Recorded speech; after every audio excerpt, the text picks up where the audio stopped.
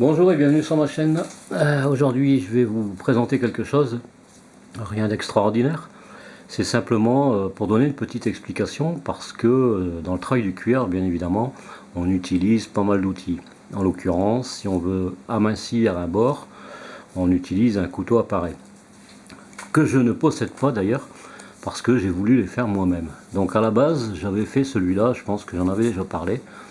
C'était un genre de grande palette assez large. Et je l'ai coupé en biais et je lui ai donné un tranchant, normalement je pense qu'on devrait le voir. Voilà, c'est un peu sale, hein, il y a un peu de cuir dessus. Je m'en suis servi tout à l'heure. Voilà. Je ne sais pas si on va bien le voir. C'est pas abîmé, hein, c'est simplement parce qu'il y a du cuir dessus. Il faudra que je leur donne un coup. Donc j'utilisais ce genre d'outil. Ma foi, c'est bien, hein, il y a le manche, il y a tout, ça coupe très bien. Mais je voulais en faire un autre. Donc l'autre est ici, comme vous pouvez le voir. Par contre, c'est juste pour donner l'information, parce que certaines personnes peuvent aller faire des vides-greniers, trouver ça dans des brocantes ou même dans les vieux outils de papy. Et ben voilà, pour la petite explication. On voit bien ici que c'est du Peugeot Frère avec le lion et c'est un outil, donc cet outil est en réalité un couteau de rabot, tout simplement. Alors comme on peut voir, il n'est pas très épais, il y en a qui sont beaucoup plus épais que ça. Moi j'avais pas le rabot, il me restait que l'outil, donc je me suis dit, pour pas le jeter, plutôt l'utiliser et d'en faire un couteau à parer. Donc je l'ai enrobé de cuir avec au préalable, une fois que c'était moulé, j'ai pré-encollé sur le métal d'un côté et de l'autre, mais jusqu'à une certaine limite, de façon à ce que je puisse toujours lever cette partie-là au moment de coudre, parce que là j'ai fait une couture en croix et voilà, donc ça c'est sur le dessous, l'outil s'utilise comme celui-là. Et j'ai fait, c'est un peu dur, forcément, parce que c'est du 2,5 et là ça fait au moins presque 3 mm. Donc voilà, je peux vous dire que l'outil est super tranchant, donc on peut voir que c'est bien, c'est un vieux couteau de rabot, hein. Donc on peut le voir, hein. Mais je vous dis franchement que ça c'est très très tranchant. Je peux pas faire l'essai devant vous parce que derrière la caméra je ne voudrais pas me trancher un doigt parce que mes doigts j'en ai besoin. Mais je peux vous affirmer que cet outil coupe bien. Un couteau pareil, en fait, l'outil il fait que ça, hein, cette partie-là, quelques centimètres, et il y a un manche rond.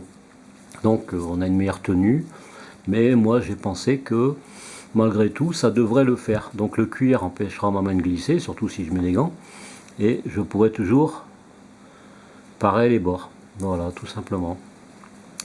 Et j'ai essayé, franchement ça va encore mieux celui-là que celui-là. Pour quelle raison? Tout simplement parce que c'est un super bon acier. En plus j'ai passé des heures et des heures à l'affûter à la main. Je l'ai passé aussi avec de la pâte Puma sur du cuir. Et honnêtement je peux vous dire que si je veux je peux me raser avec ça. Je tenterai pas l'expérience parce que j'ai pas envie d'être balafré, tout simplement. Mais voilà, c'était juste pour expliquer qu'avec certains outils, on peut les détourner pour en faire un autre outil, et de façon à ce que l'outil ait une autre vie et puisse à nouveau servir dans d'autres conditions, bien évidemment. Mais pourquoi pas? Et moi, franchement, c'est vrai que ça fait un peu large par rapport à un manche normal. D'ailleurs, certains me diront pourquoi j'ai pas été jusqu'au bout, simplement parce que je voulais pas cacher ceci, tout simplement. Et c'est pas gênant du tout, franchement, de l'avoir en main comme ça. C'est peut-être un peu large, mais on s'y fait. Et franchement, ça va super, super bien. Voilà, même encore mieux que celui-là. D'ailleurs, qui repassera à l'affûtage, parce qu'il y en a vraiment besoin. C'est pour dire qu'avec des vieux outils, ne serait-ce que celui-là, là, un couteau pour rabot. Après, il y a d'autres possibilités, hein. On peut faire plein de choses qui servent en principe, ça doit servir dans le bâtiment, ça sert dans le bâtiment aussi, ne serait-ce que pour les menuisiers, etc. Et donc ça peut être transformé pour servir dans un autre corps de métier, en l'occurrence dans le travail du cuir, ou même pour autre chose, hein. Même pour si je veux, admettons, tailler pour faire une pointe sur un bois, ou tailler un crayon, ou ce que je veux, ça va servir tout aussi bien, hein. Bon, un crayon peut-être, c'est pas trop le truc, parce qu'en général il y a des tailles crayons, mais les gros crayons de chantier, pourquoi pas.